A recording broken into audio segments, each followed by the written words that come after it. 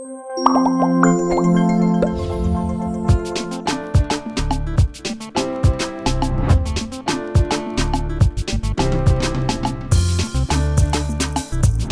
madame, monsieur, bonjour et bienvenue à cette autre édition de Terre à Terre.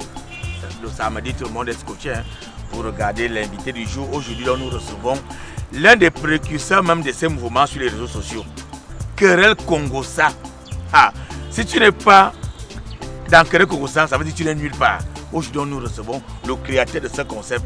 Il s'appelle Mignono. Gars, bonjour, comment tu vas? Bonjour, grand frère. Dis-moi, cette ton histoire de Kerel Kongosa, ça sort d'où même?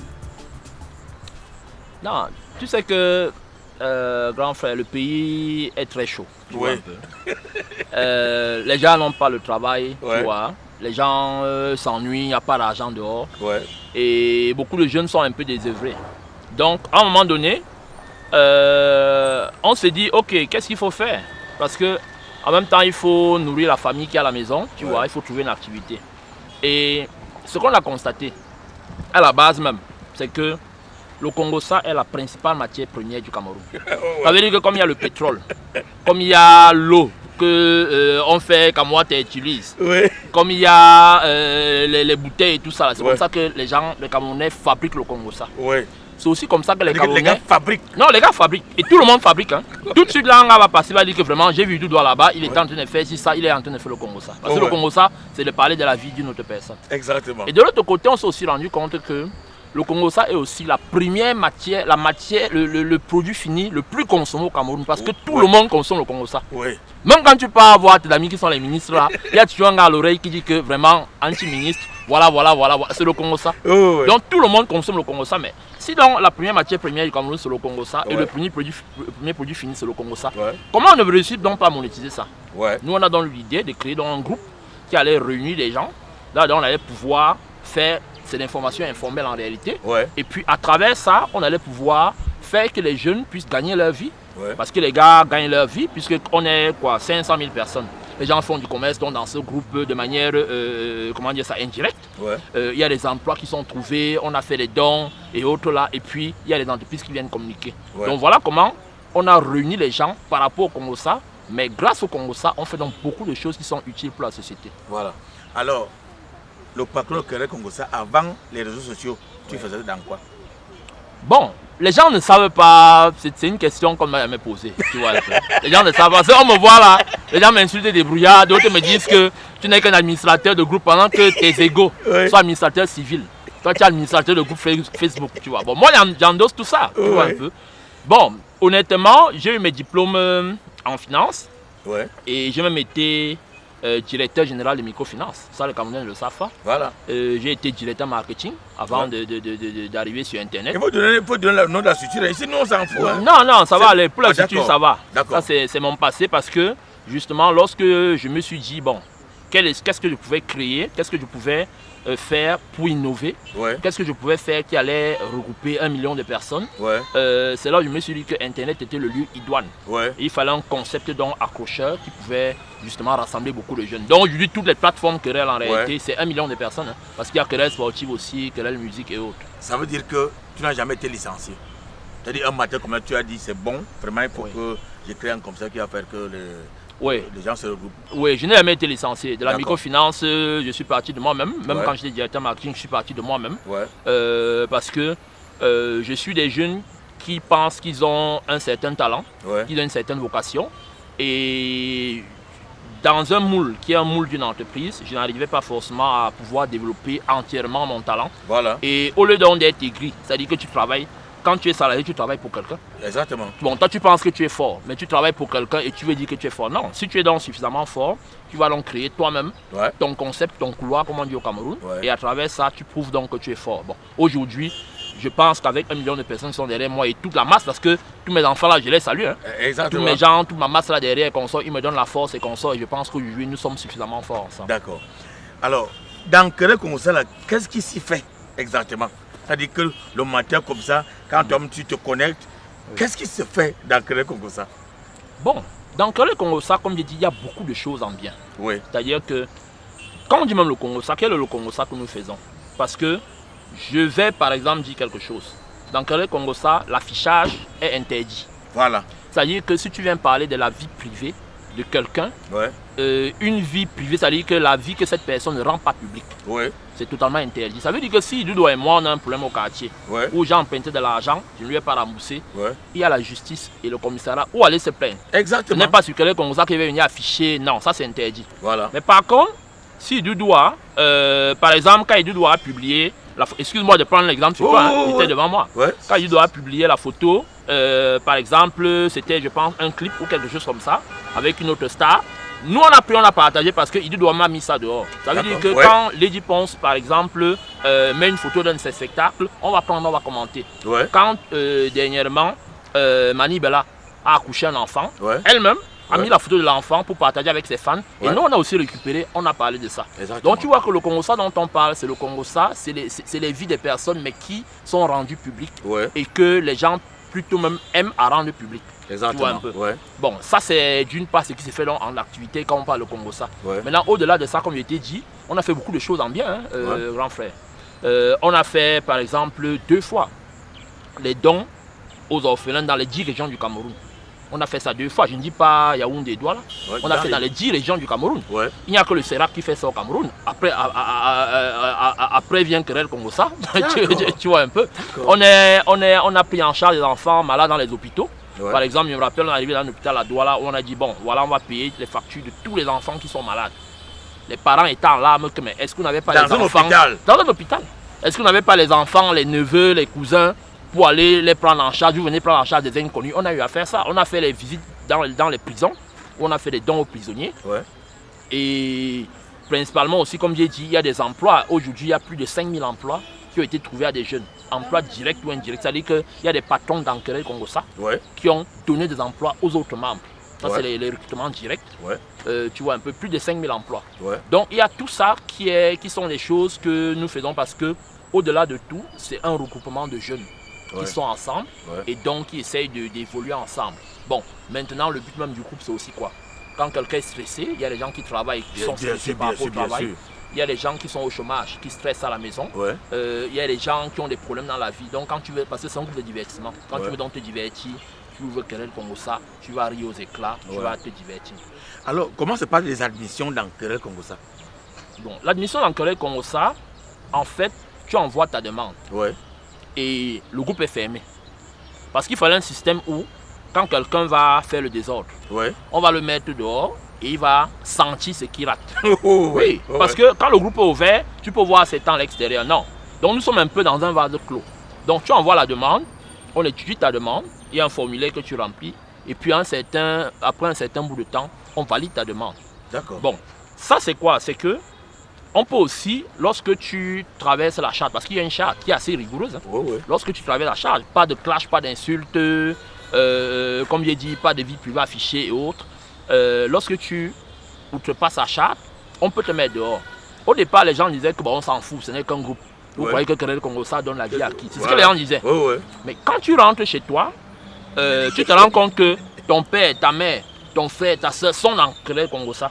Tu te rends compte que ta petite soeur ne fait que rire aux éclats. Il y a quoi? Non, c'est un truc qu'on vient de mettre dans Querelle Congossa. Tu pars à l'école, tout le monde est dans Querelle Congossa. Tu arrives au travail, tout le monde est dans Querelle Congossa. Tu vas encore demander à l'administrateur il dit souvent quoi? Mon Facebook n'est rien sans Querelle Congossa. Et là, tu vas donc devenir sage et on va donc te mettre à l'intérieur. Et comment est-ce qu'on fait pour gérer 500 000 personnes comme ça? C'est-à-dire, imagine, c'est peut-être 200 000 publications par minute. Alors on fait comment donc pour voir que tel a fait ce qui n'était pas bien pour le groupe? Comment est-ce qu'on gère ça? Il y a combien d'administrateurs dans cette affaire-là? Alors, il y a 8 administrateurs dans Querelle. Il n'y a que 8 administrateurs dans Querelle Congossa. Et les gens ont pensé, ça c'est même ce que les Blancs disent, qu'il faut mettre beaucoup d'administrateurs, il faut encadrer. Nous on a pensé l'inverse. Parce qu'en réalité, s'il y a 500 000 personnes, tu vas mettre combien d'administrateurs? Tu vas mettre 100. Bon, dès que vous êtes même déjà 100 administrateurs, pour gérer l'administrateur, ça devient impossible. Parce que plus il y a de voix de décideurs, plus c'est compliqué. Donc nous on a pensé l'inverse. On a pensé qu'il fallait plutôt discipliner les membres et que les membres eux-mêmes soient les premiers administrateurs du groupe. Voilà. Ça veut dire quoi? Ça veut dire que, par exemple, la phrase affichage égale offage. C'est 2 néologismes qu'on a créés.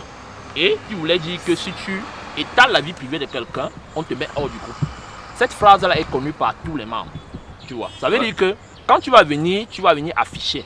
Les membres eux-mêmes vont venir signaler premièrement. Deuxièmement, te dire en masse. C'est-à-dire qu'imagine un peu, en 1 minute, 100 personnes viennent te dire que regarde, nous ici, là, nous on n'affiche pas. Il faut effacer. Les membres vont venir signaler à Facebook, mais aussi taguer l'administrateur. Voilà. Donc c'est eux qui font la veille. Et donc quand tu vas voir que si l'administrateur vient trouver mon poste ici, il va me mettre dehors, tu vas effacer. Si tu t'entêtes par contre, l'administrateur arrive, ils effacent ou encore même Facebook même peut te restreindre. Donc ça veut dire qu'aujourd'hui on a suffisamment responsabilisé les membres pour que ce soit les membres eux-mêmes qui en fait sont les tenanciers de la bonne évolution du groupe. Et ça marche. Donc c'est pour dire que les jeunes, les Camerounais ne sont pas juste là pour faire de mauvaises choses. Ils peuvent aussi être dans un endroit et puis se prendre en main, se prendre en charge collectivement. Alors tu as parlé de la remise des dons dans des orphelinats, dans des prisons. Comment ça se fait? Comment ça se gère quand on connaît un peu l'esprit de l'Africain? Je ne voudrais pas parler du Camerounais pour que les gens fassent confiance. Comment ça se passe un peu ces contributions-là? Oui, bon, ça aussi c'est un mécanisme qu'on a développé qui a plu à tout le monde. C'est-à-dire que moi, dans Querelle Congossa, je suis le père. Ils sont mes enfants. Je les appelle mes fils et mes filles, ils m'appellent le père. Mais la position dominante que j'ai évité aussi d'être au centre de toutes les actions. Ça veut dire que quand on dit qu'il y a remise de dons, généralement on ne va pas ouvrir ce débat comme ça, on va se dire ok. Est-ce que vous êtes chaud pour qu'on fasse une remise de dons, par exemple au mois de juin? Les gens vont répondre, on fait un petit sondage. Les gens disent d'accord, nous sommes favorables. Maintenant, on va aller prendre une liste d'orphelinats dans chaque ville. Parce qu'il y a des responsables de querelles comme ça dans chaque ville. Ils vont proposer une liste d'orphelinats. On soumet dans cette liste-là aux membres qui acceptent ou bien quelqu'un dit non.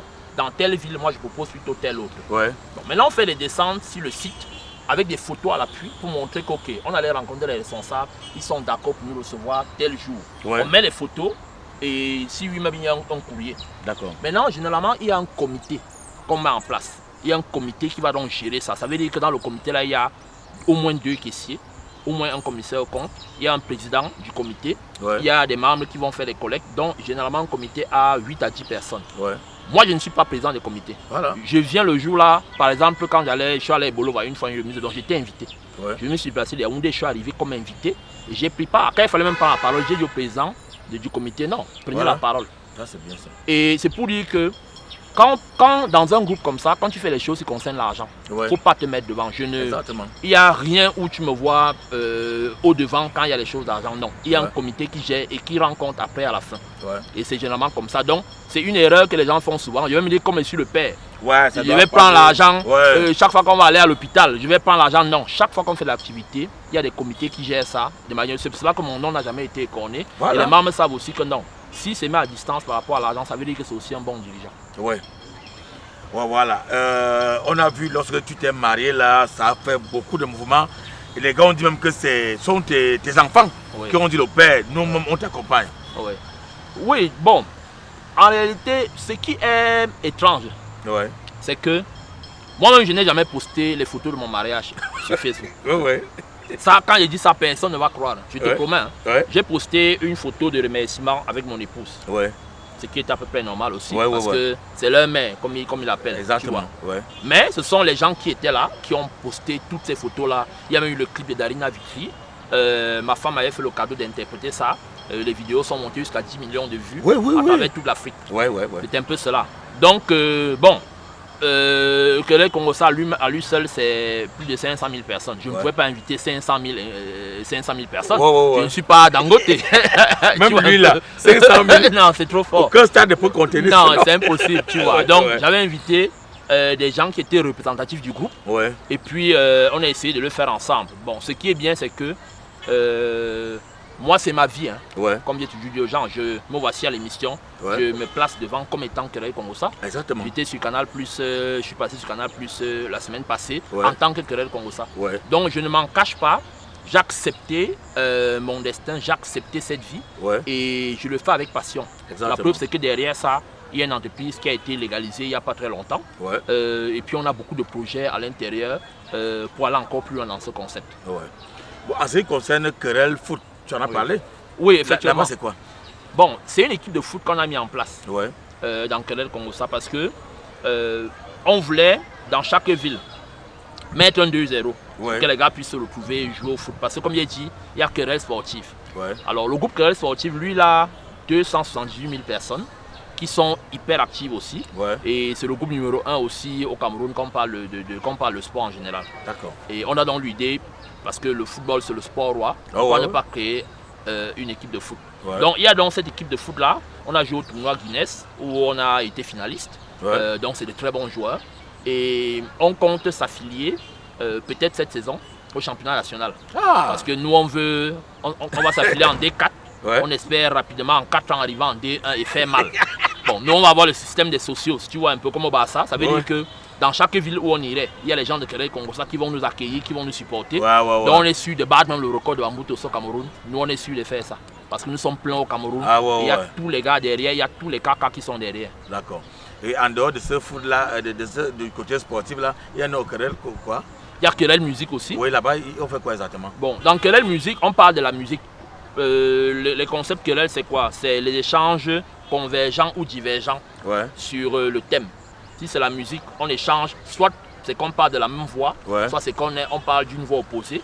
Mais comme j'ai dit, dans la bonne humeur et dans le divertissement. Bon, maintenant, il y a le dernier né des groupes Kerel, c'est Kerel Mature. Parce que j'avais essuyé beaucoup d'insultes souvent. Les gens pensaient m'insulter que, bon, tu es là pour abrutir les Camerounais. En réalité, tes groupes marchent parce que c'est le Diapap. Rien de constructif ne peut marcher. Les jeunes ne peuvent parler dans aucun groupe qui est constructif. Moi, j'ai eu dire non. La jeunesse camerounaise, moi, je suis un leader jeune depuis longtemps.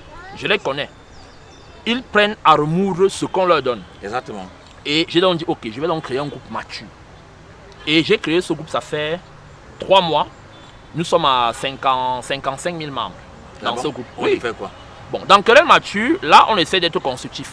On parle de l'entrepreneuriat. D'accord. On parle de l'emploi. C'est là-bas que les gens, principalement, trouvent des emplois. On a des questions constructives. Si tu as un problème, tu viens exposer, les gens te répondent. Donc là-bas, on essaie d'être sérieux. C'est pas facile parce que les gens sont un peu habitués à Internet au Cameroun où on rigole de tout. Mais en réalité, ce groupe-là est en train de bien marcher, on est en train de bien l'encadrer. Mais c'est un groupe qui est essentiellement constructif. Et tu vois que les Camerounais ont prouvé qu'ils peuvent être quelque part des jeunes. Et puis, avoir des thèmes, des thématiques constructives et surtout être intéressé parce que le groupe est hyper actif. D'accord.